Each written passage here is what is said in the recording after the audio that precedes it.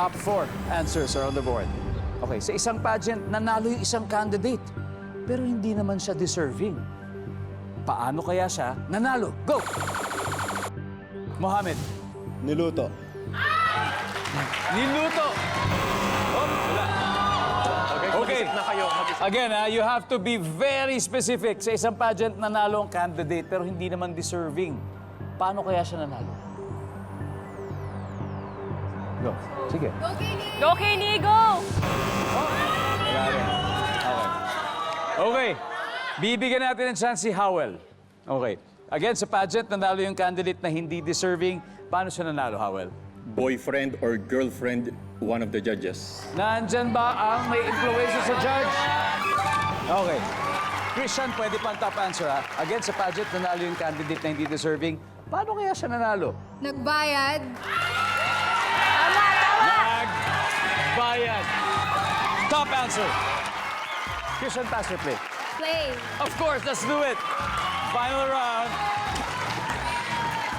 Final na to, ha? Ito. Sa isang pageant, nanalong candidate na hindi deserving. Paano kaya siya nanalo, Hana? Kamag-anak yung judge. Ito, friend and judge. Sabi naman niya, kamag-anak ang judge. Survey? Wala. Patricia, paano kaya nanalo? Baka sa gabing yun, nakitaan naman siya ng potensyal. Oh, may potential naman pala talaga. Ang nagsasabi lang na hindi deserving, yung mga Yung mga natalo. tao lang. Yung mga tao. Sour loser. Deserving naman pala eh.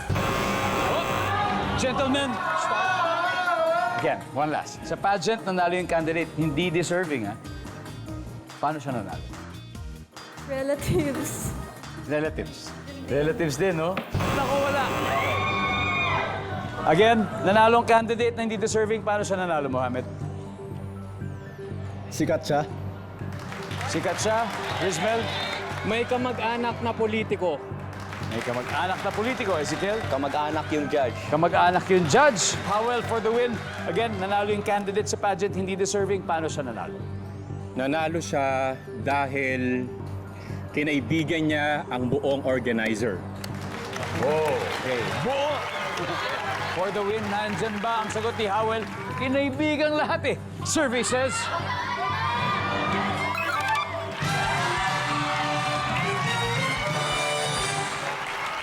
Kilala ang organizer. Ano pa ba hindi natin nakuha? Everybody, number 3.